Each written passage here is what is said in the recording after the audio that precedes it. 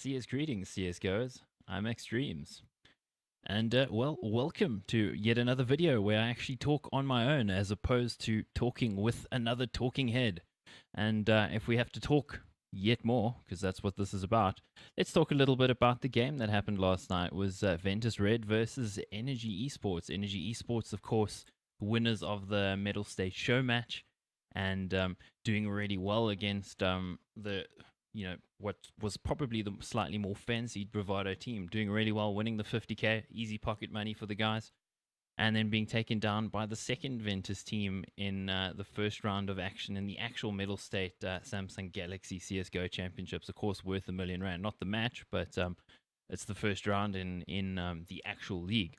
So very exciting match, 16-14, really close, and that was Ventus Red, of course, as I mentioned, the second team.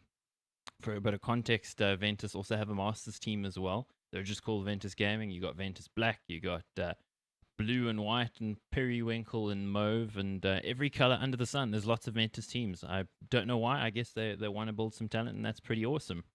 So where's this leading me? Well, let's talk about a particular Ventus player. There's a guy called Shizzy. You may have seen actually in if you've had a look around retake servers or anywhere like that, Billisoft pickups, if you play they're players with hashtag free Shizzy in their names, which is quite unusual. Why? What's that all about? It's about Shizzy, current Ventus player in the Ventus Masters team, who, in my opinion, is one of the hottest prospects when it comes to raw skill and raw potential in the local CSGO scene. I mean, this guy's got all the potential in the world. And let's get back to what free Shizzy means. But for now, let me tell you about the man himself, Shizzy.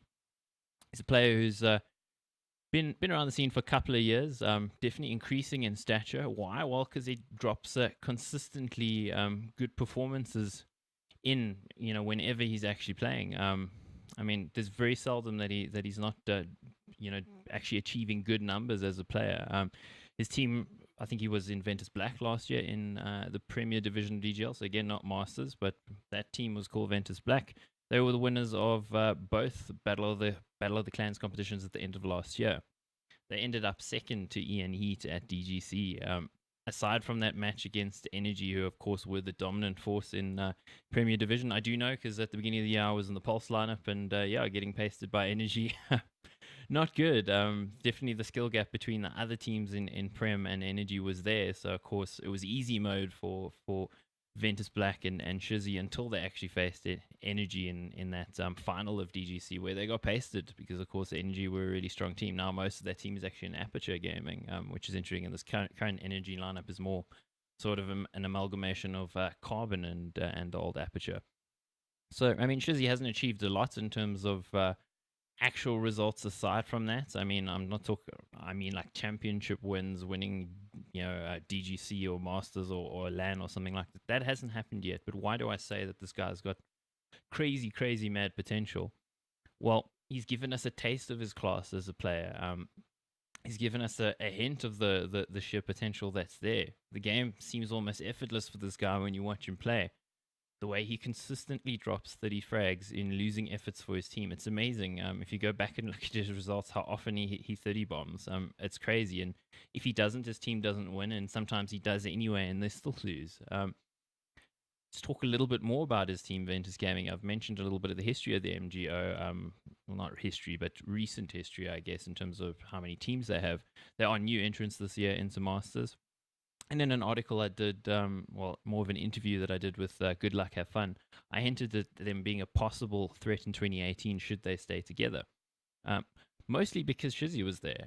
Mostly because he's the guy who, in my opinion, was the guy who's going to bring them over the line. I mean, they had, at the time, pretty good players. They still do. But the lineup is a little different. In the interim, he's been dropped from the active lineup for whatever reason. The official reason would be personal differences, which I mean I could see could be an issue. I don't know if there's a real reason or if that is the real reason. I'm just speculating here, but the idea is to bring in some younger players. I gather who more on friendly terms, who work together better. So they brought in Sukram and Enigma. I don't think Sukram's worked out for them. Didn't see him play when we casted them on Sunday in ESEA. Enigma's still there, and I think Enigma's a great young player. I mean, give him 2 years, and this guy will be wrecking. He's really good right now. He's just really raw and unshapen in terms of his where he's actually going as a player. What is he's not in his final form. He's not gone Super Saiyan or whatever you want to say. He's still a few years away from the final product. I don't think Shizzy's the final product either, but he's a hell of a lot closer to that. I mean, the current lineup's no doubt talented, but with Hyper stepping down for work reasons, it leaves the duo was always Hyper and Hatch, and it's just Hatch now. You got Crucials, the in-game leader, who's there at the moment. We saw what was it, Crick play on Sunday. I mean, again, these are not bad players, but these are not really masters level players in their current form. I mean, there's room for them to improve, but I think they're going to take a pasting until they actually sort out the level of their play and sort out what their direction is as a team.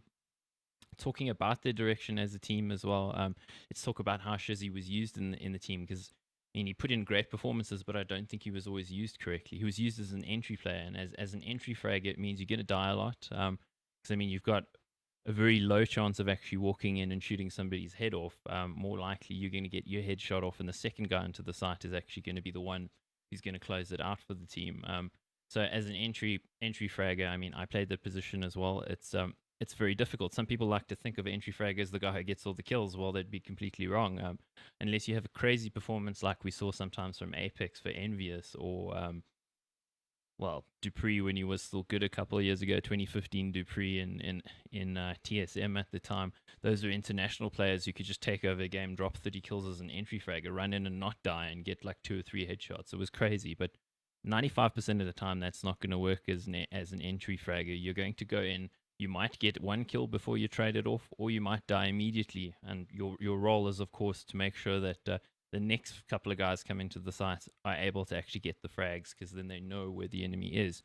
In that role, he still dropped 30 kills in matches regularly, consistently.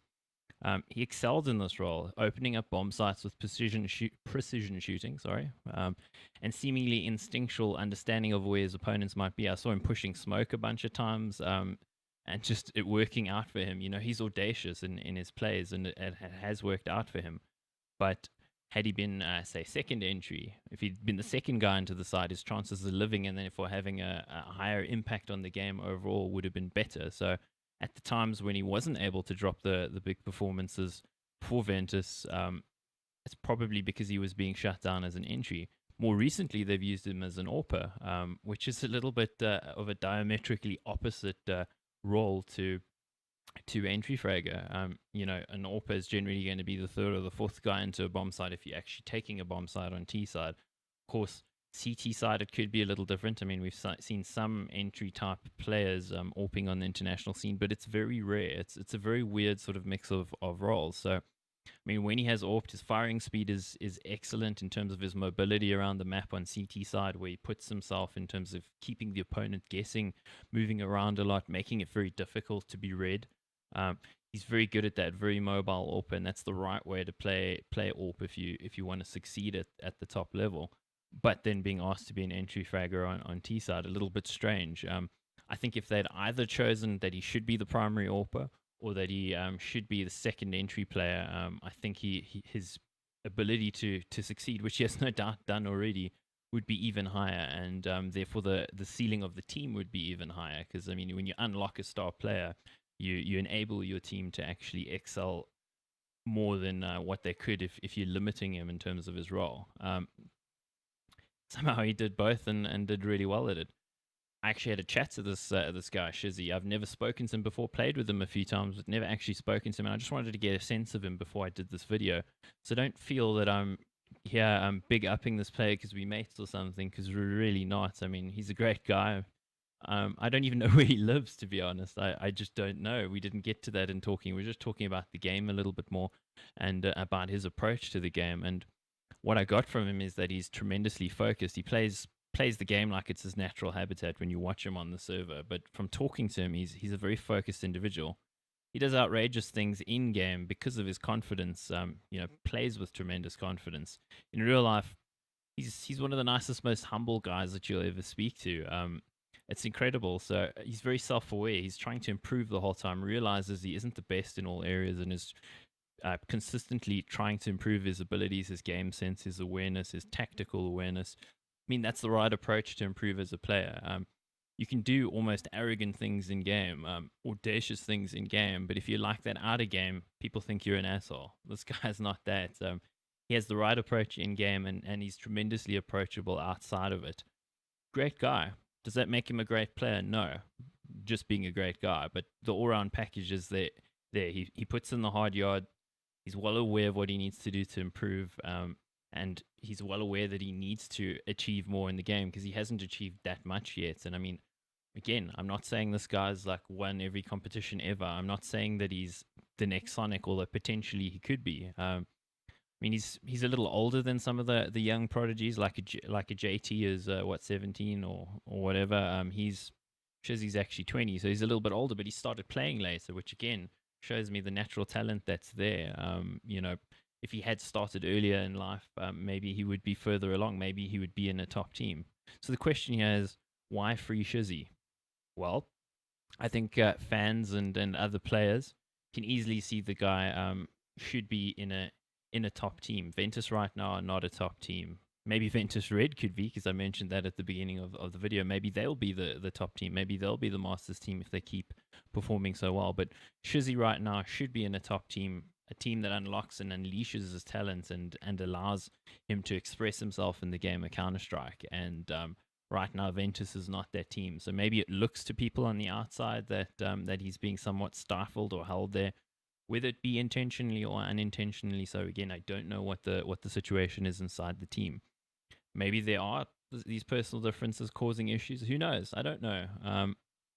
But the number one thing that needs to happen is we, the fans, the Counter-Strike fans, the guys who turn up to watch Metal States and turn up to watch ESEA and DGL and Orina and NAV TV stuff, Mega 8, whatever it may be. We want to see this guy in those competitions. We want to see if the numbers that we've seen him drop, the 30 bombs, the 40 bombs, will still happen against the very best opposition, and it actually has already.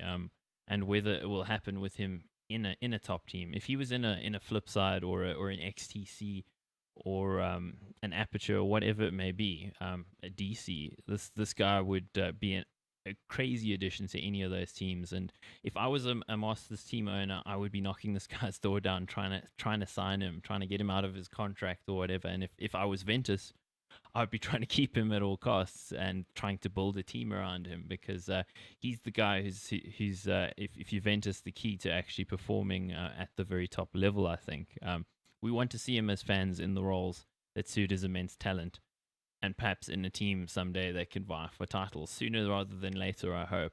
We want to see free Shizzy. We want to see Shizzy free, roaming free on the plains of Mirage and Overpass and Cobble, wrecking faces, ripping off heads, and showing his talent. Will he be one of the best players in South Africa?